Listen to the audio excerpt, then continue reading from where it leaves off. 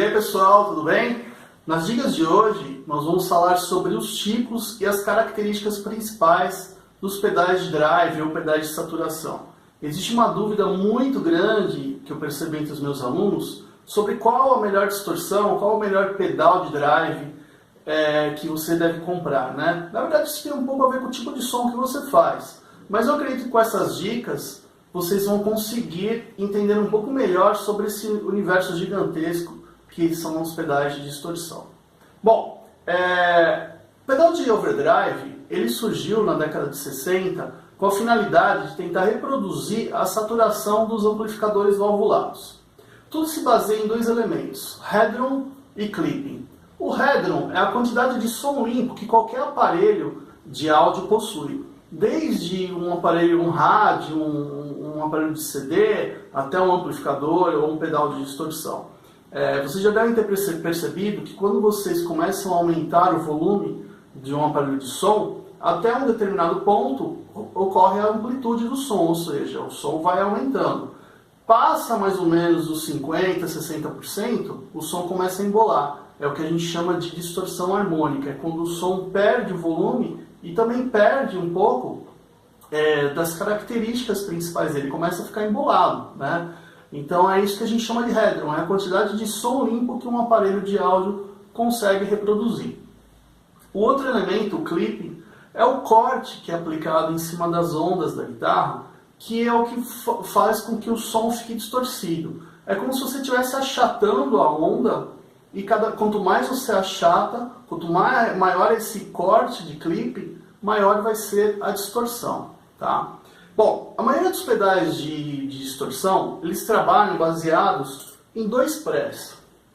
Um pré que trabalha com a amplitude do som, ou seja, a quantidade de volume, e nesse ponto, um bom pedal é aquele que não interfere no timbre nem na quantidade de distorção. O controle de volume, ele serve somente para amplitude. E existe um segundo pré, que ele pode se chamar ganho ou drive, que é onde você trabalha com essa taxa de clipping.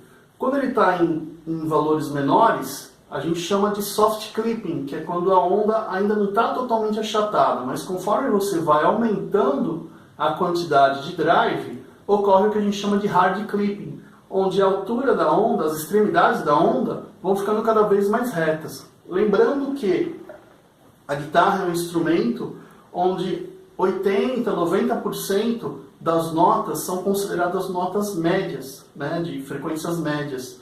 E o topo da onda é exatamente onde fica, na parte alta da onda, é onde ficam os médios. Por isso que quando você tem um pedal com pouco ganho, você percebe que a característica principal é a quantidade de médios bem evidentes. Conforme você aumenta o ganho, o que acontece? A onda vai ficando cada vez mais chata, e vocês perdem um elemento fundamental na guitarra, que são os médios, que é a característica mais marcante da guitarra, ok? Bom, o primeiro tipo de drive que surgiu na década de 60 foram os pedais de fuzz. O fuzz é um pedal que a característica mais marcante dele é que ele dá uma ênfase muito grande para os harmônicos ímpares do som da guitarra. Por isso que ele tende a distorcer principalmente nas sonoridades mais graves. Então ele tem aquele som meio forte, né? Mas que acabou se tornando característico dessa época, na década de 60, começo dos anos 70, e até hoje vários guitarristas trabalham com fuzz, por exemplo, David Gilmour, Eric Johnson, e tiram bons timbres de fuzz. Esse daqui é um small face, que é baseado no fuzz face, que é um fuzz muito conhecido, e a característica deles é que eles trabalham justamente com os harmônicos ímpares, como eu disse, né? Então eles têm um som que tende a saturar nas frequências mais graves. Um outro tipo de pedal de drive são os overdrives propriamente dito, que são pedais que têm uma distorção bem fraca, trabalham mais com a onda do soft clipping. Por isso que eles têm uma sonoridade mais aveludada, com médio muito na cara, médio aveludado, mas na cara, e aquela distorção mais cheia que você vai encontrar em bandas de rock, de blues e de outros estilos também. Ele pode ser utilizado tanto como um pedal propriamente de overdrive, como ele pode ser utilizado para empurrar uma outra distorção ou mesmo um amplificador no som limpo ou no som sujo, deixando o som cada vez mais quente. Por exemplo, o overdrive da Boss. Esse pedal se baseia no Tube Screamer da Ibanez, que é um pedal que ficou clássico. Esse aqui no caso é um Texas Screamer, é uma versão da Tom Tone. E são pedais que têm essa característica de realçar os médios, deixando o som da guitarra mais quente. Hoje em dia se comenta muito nos pedais high gains. Esse aqui é um pedal que tem uma distorção muito forte, é um pedal com uma distorção moderna, que a gente considera high gain, onde o corte, o clipping, é um hard clipping, então a característica principal é justamente a ausência dos médios. Conforme, como eu disse no começo desse vídeo, conforme você aumenta o ganho, você vai perdendo os médios. Por isso que as bandas de som mais extremo, a principal característica do timbre da guitarra é a falta dos médios, né? Aí existe um truque que eu vou ensinar posteriormente, que é você utilizar um pedal de overdrive, que tem bastante médio, empurrando um pedal de high gain. Com isso, todas as perdas que você tem de médio, você consegue alcançar simplesmente utilizando um pedal de overdrive, que é o que a gente chama de booster. Mas numa próxima oportunidade eu vou estar explicando melhor sobre isso, ok? Bom, além dos tipos de overdrive, fuzz, overdrive, distortion, high gains, tem algumas características que eu considero que são muito importantes na hora de você escolher o tipo de pedal que vocês vão utilizar. Uma delas é a quantidade de harmônicos. Vocês já devem ter ouvido falar que uma nota, não só da guitarra, mas de qualquer instrumento, ela é a soma de vários harmônicos, que o ouvido acaba não conseguindo perceber, mas são vários harmônicos sobrepostos. Conforme a quantidade desses harmônicos aumenta, a distorção também aumenta. Então os pedais de high gain eles têm muitos harmônicos sobrepostos. E os pedais de overdrive têm menos harmônicos. Então essa é uma característica marcante, que também serve para definir o seu som. Outra característica que vocês vão notar em relação a vários modelos de distorção é o que a gente chama de textura ou granulação, que é aquele som meio arranhado que toda distorção tem.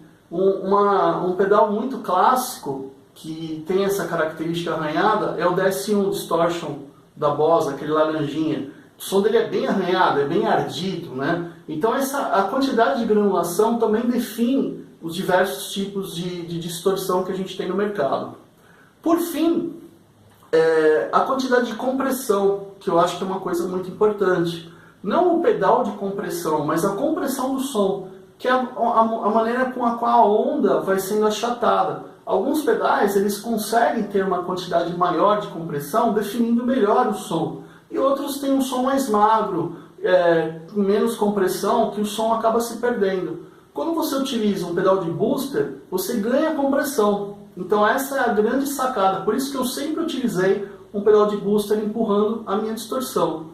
É um segredinho não meu, mas que vários guitarristas, vários músicos utilizam. Aliás, foi para isso que o pedal Tube Screamer foi criado, justamente para poder empurrar o som de um amplificador, aumentando a compressão. Com isso você ganha mais médios mais evidentes, e o som fica muito mais definido, sem precisar exagerar na quantidade de distorção. Vamos conhecer esses três pedais, o fuzz, o overdrive e a distorção high gain.